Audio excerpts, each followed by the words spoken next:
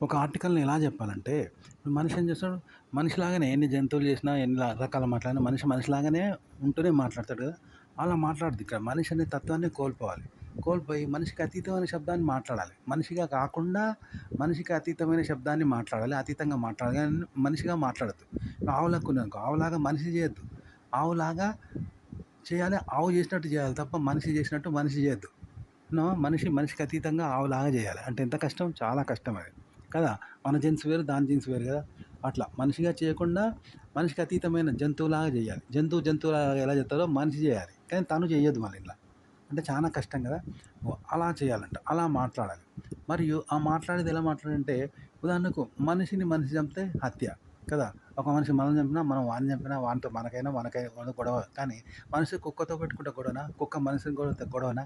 కాదు కదా! దాని జీన్స్ వేరు, అది జాతి వేరు, మనది వేరు కదా! ఆ! అట్లా అనమాట.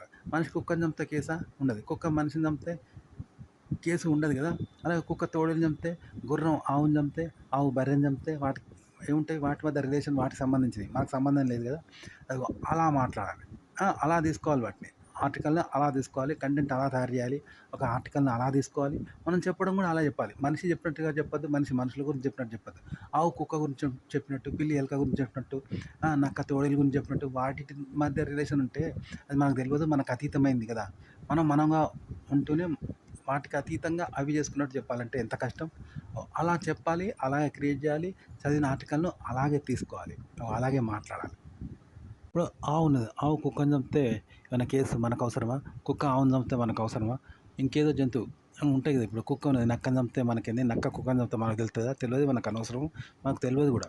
వాటి కేసులు కూడా పెట్టరు. అవి కేసులు కావు. కదా! మనిషి కుక్కని చంపితే కేసా? కేసు. కుక్క మనిషిని చంపితే కేసా? కేసు కాదు కదా! మనిషిని చంపితేనే కేసు. ఈ ఇద్దరికి మధ్యన ఉంటది. మనిషికి మధ్యనే ఉంటది. ఈ రెండిటి గురించి ఆలోచిస్తాడు. మనిషి గురించి మనిషే ఆలోచిస్తాడు ఏ సమస్య అయినా. కానీ కుక్క గురించి కుక్క చంపుకుంటేనో, కుక్క గురించి కుక్క బాధపడతానో, కుక్కను కుక్క చంపుతానో కేసులు పెడతామో, ఆలోచిస్తామో మనకు తెలవదు. అనవసరం పట్టించుకోం కదా! అగో అలా చెప్పాలి ఒక ఆర్టికల్ చదివితే. అలా తీసుకోవాలి. అలా ఆలోచించాలి. దాన్ని ఆ విధంగా చెప్పాలి. అలాగే మనం చెప్పడం కూడా అంతే. మనం చెప్పడం కూడా మనిషిగా చెప్పొద్దు. మనిషి గురించి చెప్పినట్టు చెప్పొద్దు. మనిషి ఆలోచించినట్టు చెప్పొద్దు. మనిషికి అతీతంగా చెప్పాలంటే. ఇప్పుడు 2 కుక్కలు మర్డర్ చేసుకున్నాయనుకో, కుక్క చంపుకుంటేనో, కుక్క నక్కని చంపుతనో, నక్క పులిని చంపుతేనో మనకు తెలీదు. మనకు అతీతం కదా! అగో చెప్పడం కూడా ఆ విషయంలో అలాగే చెప్పాలనమాట. విషయాన్ని కూడా అలాగే తీసుకోవాలి. అలాగే ఆలోచించాలి. దాన్ని చెప్పడం కూడా ఇలాగే చెప్పాలన్నమాట. ఓకే. కానీ మనిషిని మనిషి చంపినట్టు మనిషిని మనిషి కొట్టినట్టు చెప్పొద్దు. మనిషిగా చెప్పొద్దు. అలా చెప్పొద్దనమాట. అంతెందుకు, ఇజ్రాయెల్‌కు మధ్య రష్యాకు యుద్ధం ఉందనుకో, మనకు అవసరమా? అవసరం లేదు. అలాగే యూఎస్ఏకును చైనాకు యుద్ధం జరిగిందనుకుందాం. మనకవసరమా? వాళ్ళకి సంబంధించింది. మనకవసరం లేదు గదా!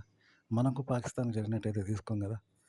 అట్లా అన్నట్టు. వేరే వాళ్ళ ఆర్టికల్ చదివి ఇప్పుడు రష్యాకు, ఉక్రెయిన్‌కి మధ్య యుద్ధమైనట్టు అట్లా తీసుకోవాలి.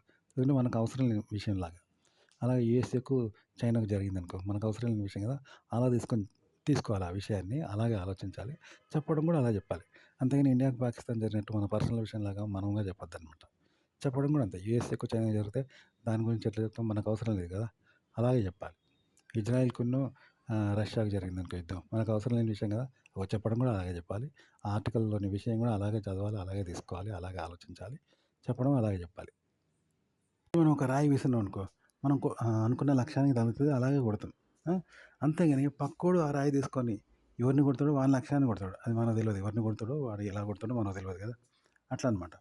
అయితే ఒక విషయాన్ని చదివి కూడా అలాగే చెప్పాలి. మన లక్ష్యంగా మనం కొట్టినట్టుగా చెప్పొద్దనమాట.